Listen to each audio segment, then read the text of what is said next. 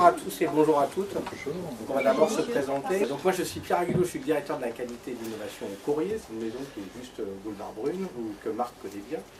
Et puis je suis aussi le président du comité d'orientation de l'EFQM en France. D'ailleurs je m'occupe de l'association qui œuvre avec Patrick Paris, qui est le délégué général de l'EFQM en France et puis à l'AFNOR pour le développement de l'EFQM. Et avant de lui passer la parole, moi je voudrais simplement vous dire qu'en tant qu'entreprise, parce que vous voyez, cette association de l'EFQM, c'est plus pour les entreprises que pour de la norme, je suis super fier d'avoir une ONG en France qui soit la première avec ses valeurs d'exemplarité. Quand on lit le dossier, vous pouvez être très très fier parce que vous avez plus de valeur et plus de conscience que beaucoup d'entreprises françaises dans des démarches qualité. Et ça, on peut dire ce qu'on veut. Moi, j'avais plutôt envie de vous voir pour vous dire ce message.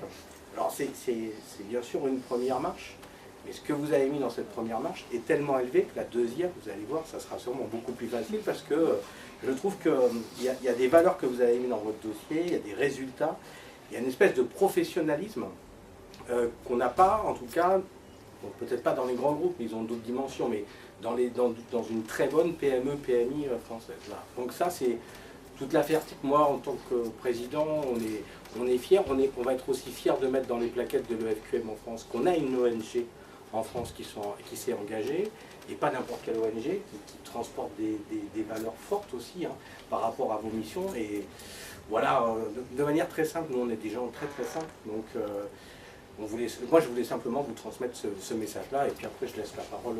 Lui c'est le labellisateur, lui c'est la parole officielle de la... En tout cas bravo et merci à vous, bravo pour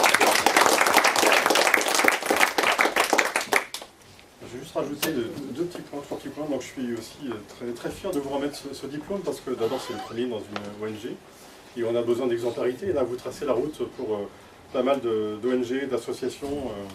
Et là vous démontrez au travers de ça tout le côté professionnel qu'on peut avoir derrière une ONG.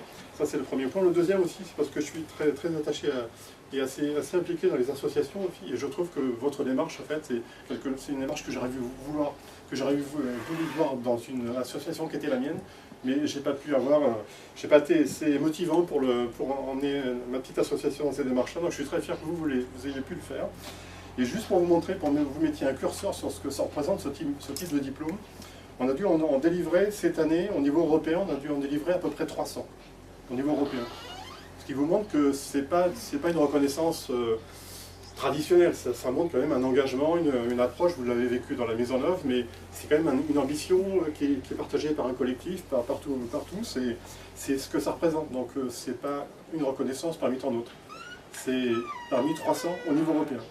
Donc bravo, vraiment bravo. Et donc on remet ce diplôme au président du Président. Merci infiniment. Merci à vous. Merci à vous et bravo, merci pour votre engagement.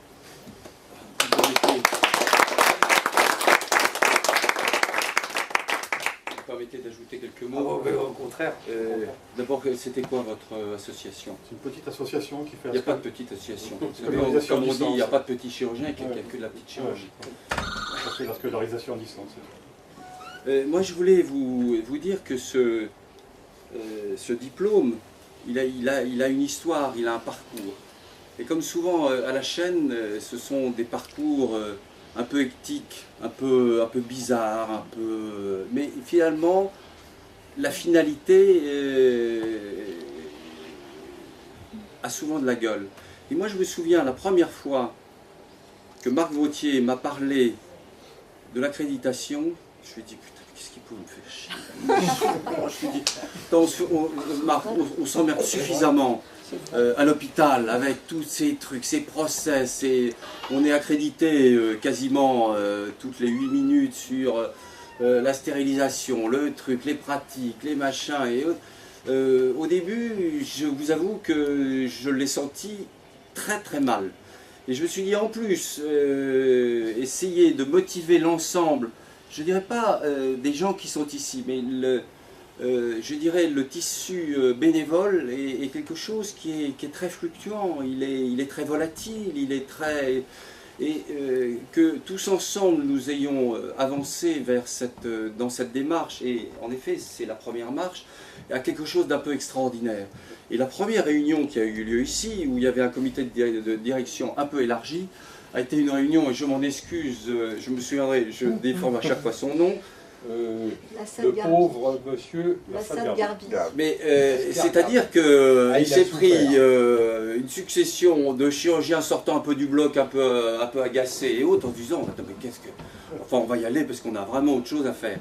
Et donc, après, lorsqu'on a dit 3 chantiers et qu'on a sorti la billetterie, le recrutement et autres, on a commencé à comprendre. Mais moi, je vous assure, je trouve que dans notre parcours collectif, qui est un parcours associatif, et donc il est très particulier, je trouve que cette démarche, moi non seulement j'y adhère, mais je crois qu'elle peut nous emmener beaucoup plus loin, mais ensemble.